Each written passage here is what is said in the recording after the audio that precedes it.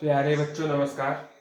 जैसा कि आप सभी को मालूम है कि हम अपनी वीडियो में आगे बढ़ रहे हैं। जो वर्णमाला परीक्षण है उसको हम आगे बढ़ा रहे हैं, जिसमें हम मध्यका पद ज्ञात कर रहे हैं। तो आज हम पहले सवाल को लेते हैं। इसमें दे रखा है वर्णमाला में दाएं से 6वें अक्षर के बाएं 6वें अक्षर के मध्य का अक्षर क्या होगा। तो आपको हमने दायां और बायां कॉन्सेप्ट पहले बता रखा है कि दोनों दाएं एक बाएं है। तो बाएं को दाएं में चेंज करें या दाएं को बाएं में चेंज करें। ठीक है, दाएं वाले को हम किस में चेंज कर लें, बाएं में। तो यहां से कितना अक्षर मिल जाएगा, तो हम बोलेंगे 27 में से 6 गए तो 21 मिल जाएगा।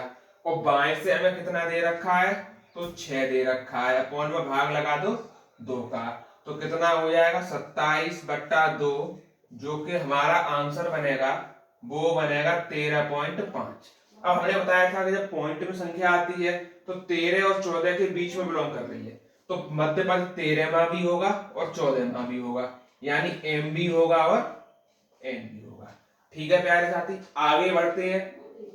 यहाँ दाएं से 14वां और बाएं से 4वें अक्षर के मध्य क्या होगा, अक्षर मध्य का क्या होगा। अब हम इसमें देखें तो ये 13 बन जाएगा यहाँ से, क्योंकि जब बाएं से निकालेंगे तो 13वां अक्षर निकल आएगा। और 4वां ये है, 4 इसमें जोड़ दो, अपॉन में 2 कर दो, कितना हो गया 17/2, यानी कि 8.5। अब 8 पर तो एच आएगा और 9 पर आएगा आई, तो ये दोनों इसके विपरीत अक्षर हो जाएंगे। ठीक है, देखिए साथी, अब हम आगे चलते हैं। आगे हम बताएं तो हमने दिया है वर्णमाला में दाएं से 8वें अक्षर के दाएं 6वें अक्षर के मध्य का अक्षर क्या होगा।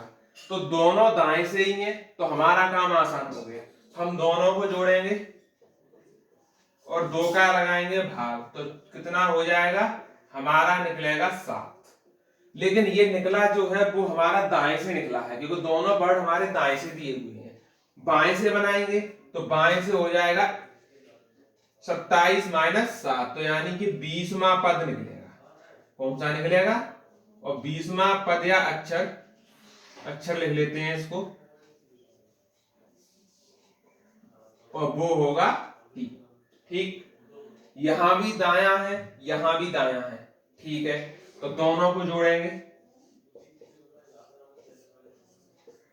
कितना हो जाएगा, तो हमारा होगा 8।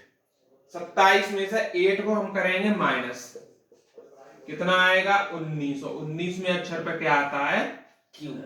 इसी के साथ हमारा टाइप नंबर 2 पूरा हो गया। ठीक, 19वें नंबर पर आपका आता है एस, ना कि क्यू। ठीक, तो हम याद रखेंगे 19वें नंबर पर क्या आएगा, एस आएगा। देखिए, अब हमारा जो टाइप है वो वर्णमाला का विपरीत क्रम है। विपरीत क्रम में एक चीज याद रखनी है कि जब सिंपल क्रम में हम काउंट करते थे ए से, वो होता था बायां टर्म।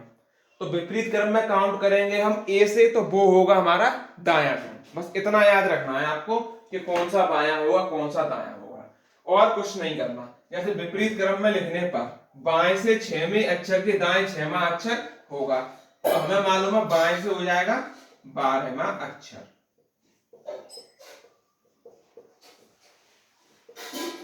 ठीक, अब बाएं से 12वां जो अक्षर होगा वो जेड से काउंटिंग पे होगा। अब हमें चाहिए ए से काउंटिंग में, तो विपरीत करेंगे, 27 में से 12 घटाएंगे तो आएगा दाएं से 15वां अक्षर। दाएं से 15वां अक्षर, जो कि हो जाएगा हमारा ओ।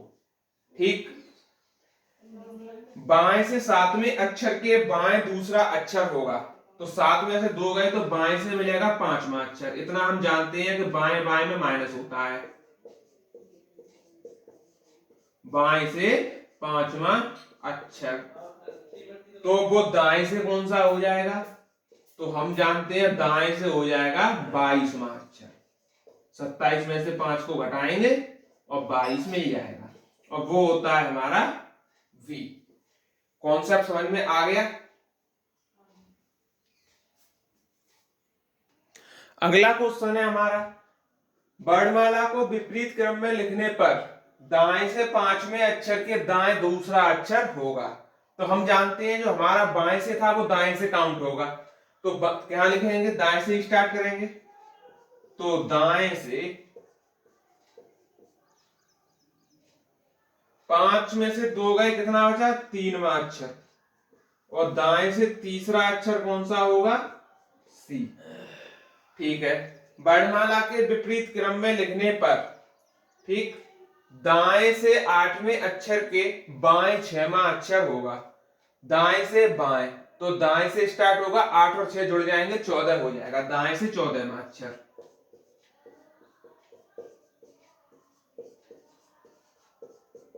कौन सा होता है, तो वो होता है हमारा एन।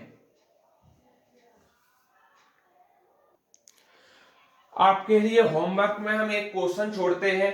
वर्णमाला को विपरीत क्रम में लिखने पर बाएं से 14वें अक्षर के दाएं 10वां अक्षर क्या होगा। ठीक, इसका जवाब आप लोग हमें कमेंट बॉक्स में लिखकर दीजिएगा। ठीक है, और फिर हम कल अपना अगला टाइप जो प्रथम अर्धांश और द्वितीय अर्धांश को विपरीत क्रम में लिखने वाला होता है उसके बारे में चर्चा करेंगे।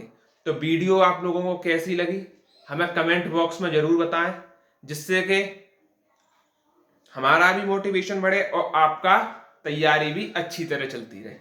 इस रीजनिंग कोर्स को करने के बाद किसी भी रीजनिंग की क्लास को करने की जरूरत नहीं पड़ेगी, इतना ध्यान रखिएगा। धन्यवाद।